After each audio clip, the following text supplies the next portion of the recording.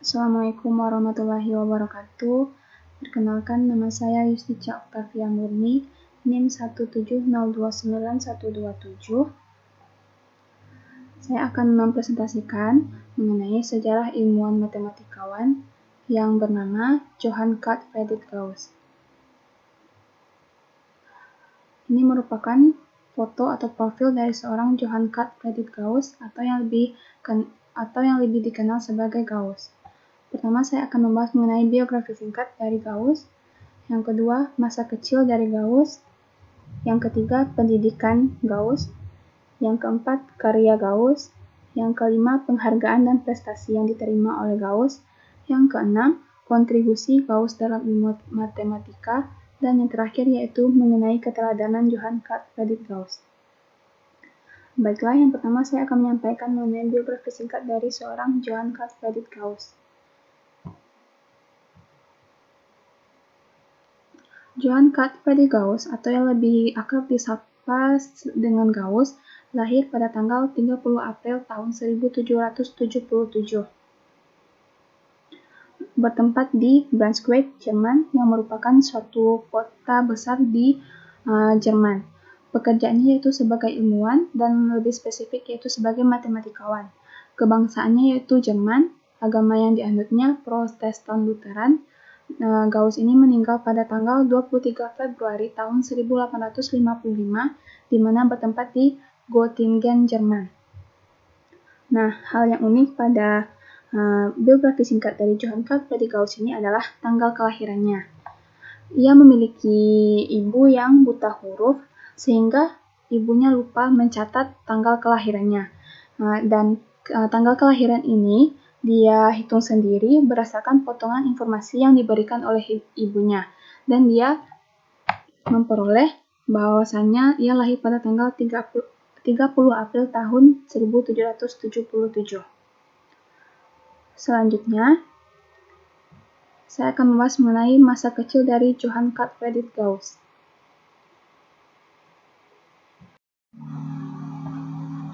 Masa kecil Johann Gottfried Gauss.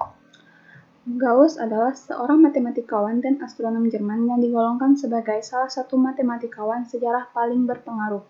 Ia mendapat julukan sebagai ahli matematika Princeps atau pangeran matematikawan, dan julukannya yang lain yaitu matematikawan terbesar sejak zaman dahulu. Ia memberikan kontribusi yang signifikan untuk beberapa bidang seperti teori bilangan, aljabar, statistik, analisis, geometri, astronomi, dan teori matriks. Gauss merupakan satu-satunya anak dari orang tuanya. Ayahnya bernama Gerhard Diderich dan ibunya bernama Dorothea Benz. Gauss merupakan seorang anak ajaib. Ia mulai menampilkan keajaibannya ini pada saat umurnya 3 tahun. Yaitu pada saat ayahnya menerima upah mingguan yang sedang dihitung karena mendapat uang lembur, bertepatan dengan Gauss yang berada di belakang ayahnya. Gerhard, sang ayah, menerima upahnya tanpa menghitung, namun Gauss kecil menyebut bahwa perhitungan itu salah. Setelah dihitung ulang, ternyata angka yang disebut Gauss kecil adalah yang benar. Keajaiban yang lain yang ditampilkan oleh Gauss selama ia berumur 3 tahun yaitu ia belajar membaca sama mudahnya seperti ia belajar menjumlah. Sang ayah mengajari abjad, di mana dengan pengetahuan ini Gauss dapat belajar membaca sendiri. Kecerdasan Gauss ini dapat dipahami oleh pamannya dari ibunya yang bernama Friedrich. Ia bahkan mengajarkan logika kepada Gauss, menyuruh melakukan observasi terhadap objek-objek tertentu, serta mengajar falsafah hidup. Semua itu dengan cepat mampu dipahami karena kemampuan otak fotografi Gauss yang luar biasa.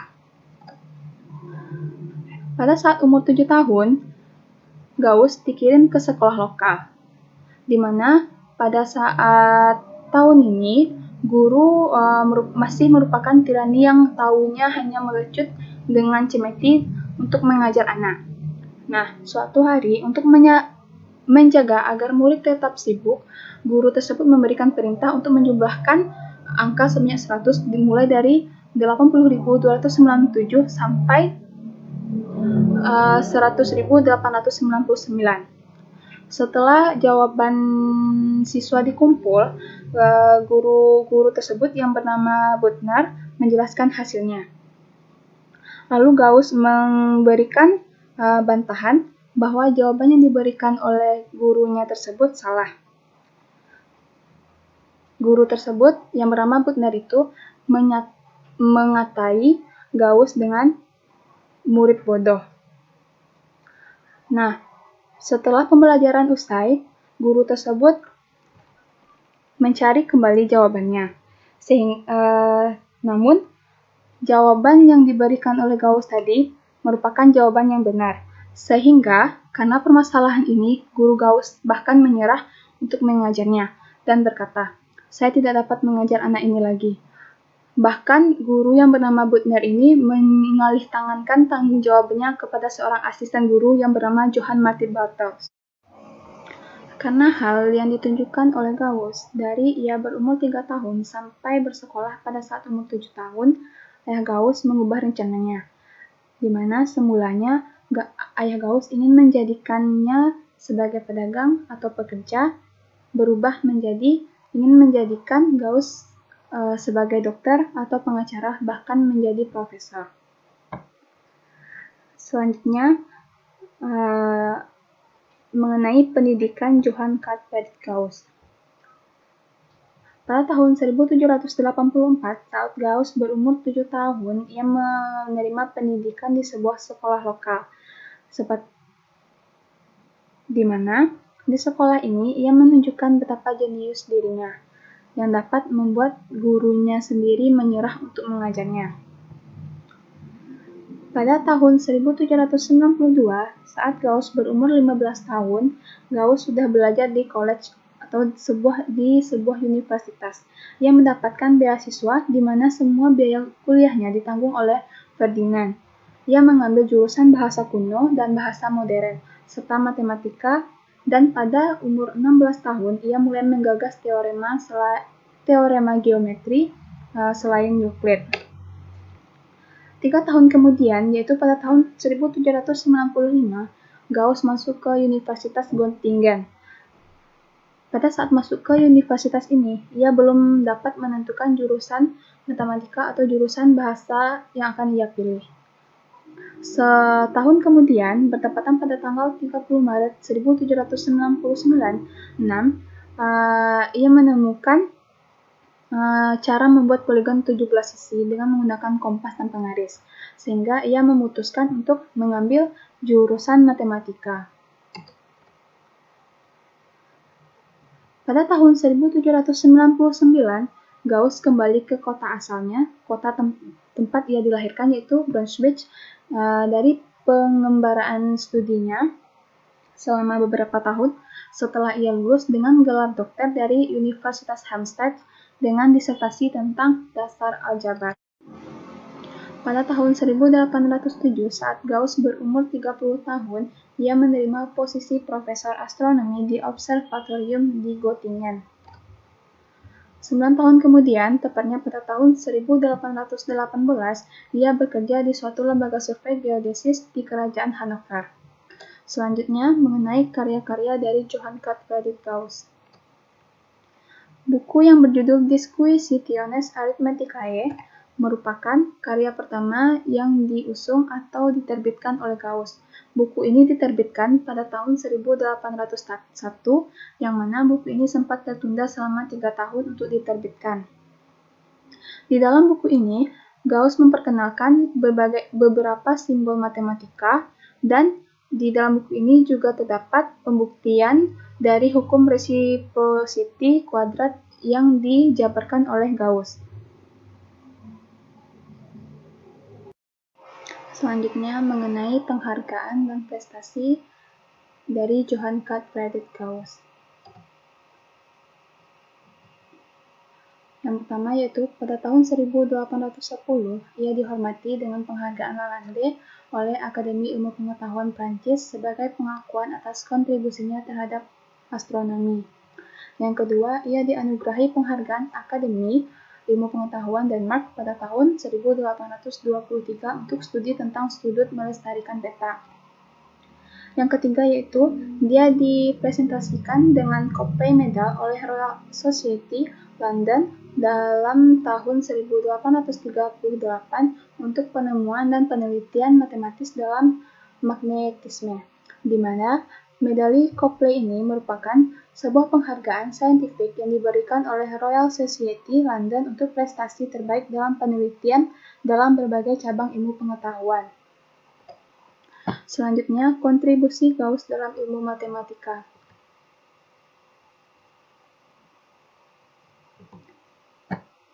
Yang pertama, disertasi.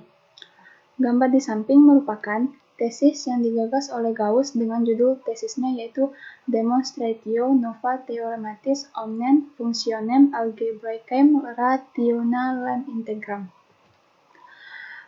Isi tesis tersebut yang pertama yaitu membuktikan teorema dasar aljabar, yang kedua membuktikan bahwa polinomial pangkat n atau kuadrat adalah pangkat 2, kubik adalah pangkat 3, serta kuartik adalah pangkat 4, hingga seterusnya mempunyai hasil akar pangkat n juga. Tesis yang dibuat oleh Gauss ini dikatakan sahih jika Gauss dapat membuktikan bahwa perlakuan terhadap bilangan imajiner sama dengan bilangan real. Dengan diperolehnya gelar doktor dari Gauss membuktikan bahwa tesis yang dikemukakan oleh Gauss berhasil sehingga dia mendapatkan gelar doktor dan ia berhasil membuktikan bahwa bilangan imajiner itu sama dengan bilangan real. Yang kedua yaitu mengenai sistem bilangan. Gauss membagi bilangan dimulai dari bilangan kompleks. Dari bilangan kompleks itu kemudian diturunkan bilangan-bilangan lain. Yang pertama yaitu bilangan real. Sebagai contoh, sebenarnya pada bilangan real ada bilangan dalam bentuk A ditambah BI, di mana A adalah bilangan real sedangkan B sama dengan 0. Yang kedua, bilangan imajiner. Bilangan imajiner adalah bilangan kompleks yang memiliki bentuk A sama dengan 0 dan B adalah bilangan real, di mana bilangan real dan bilangan imajiner ini merupakan bagian dari bilangan kompleks tersebut. Selanjutnya, kurva distribusi normal. Seperti gambar yang terdapat di dalam slide, kurva distribusi normal ini bisa ditemukan pada materi statistika elementer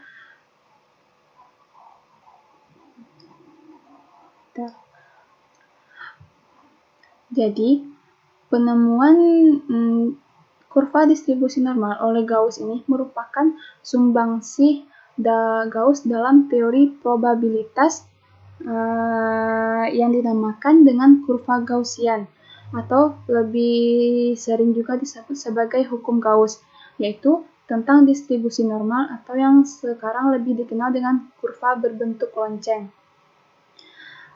Pada kurva ini